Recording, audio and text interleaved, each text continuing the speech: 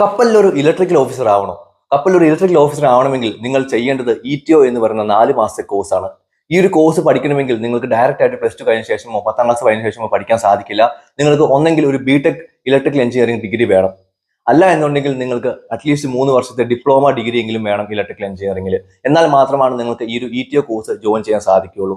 എന്നാൽ ഇപ്പോൾ പല കമ്പനികളും പ്രിഫർ ചെയ്യുന്നത് ബിടെക് കഴിഞ്ഞവരെയാണ്. പല കമ്പനികളും സ്പോൺസർഷിപ്പ് കൊടുക്കുന്നതും ബിടെക് കഴിഞ്ഞവരെയാണ്. അപ്പോൾ നിങ്ങളുടെ സാഹചര്യം വെച്ച് നിങ്ങൾക്ക് ബിടെക് കംപ്ലീറ്റ് ചെയ്യാൻ സാധിക്കുമെങ്കിൽ തീർച്ചയായിട്ടും ബിടെക് എടുത്ത ശേഷം നിങ്ങൾക്ക് ഇടിഒ കോഴ്സിലേക്ക് ട്രൈ ചെയ്യാവുന്നതാണ്. ഇടിഒ കോഴ്സിലും നിങ്ങൾ തീർച്ചയായിട്ടും സ്പോൺസർഷിപ്പ് കിട്ടിയ ശേഷം മാത്രം ട്രൈ ചെയ്യുക. അതായിരിക്കും ഏറ്റവും നല്ലത്. ഇടിഒ ഇപ്പോൾ അത്യാവശ്യം ഡിമാൻഡുള്ള ഒരു മേഖലയായിട്ടാണ് നിൽക്കുന്നത്. അപ്പോൾ ഇടിഒ കോഴ്സ് തീർച്ചയായിട്ടും നല്ലൊരു ഓപ്പർച്യൂണിറ്റിയാണ്. പക്ഷെ നിങ്ങൾ സ്പോൺസർഷിപ്പ് എടുത്ത് മാത്രം പഠിക്കുന്നതാണ് നിങ്ങളുടെ കരിയർ സേഫ് ആൻഡ് സെക്യൂർ ആയിട്ട് നിങ്ങൾക്ക് ഈ ഒരു കോഴ്സ് ചെയ്യാനും ഒക്കെ സാധിക്കുന്നത്. അപ്പോൾ തീർച്ചയായിട്ടും സ്പോൺസർഷിപ്പ് എടുത്ത ശേഷം മാത്രം പഠിക്കുക.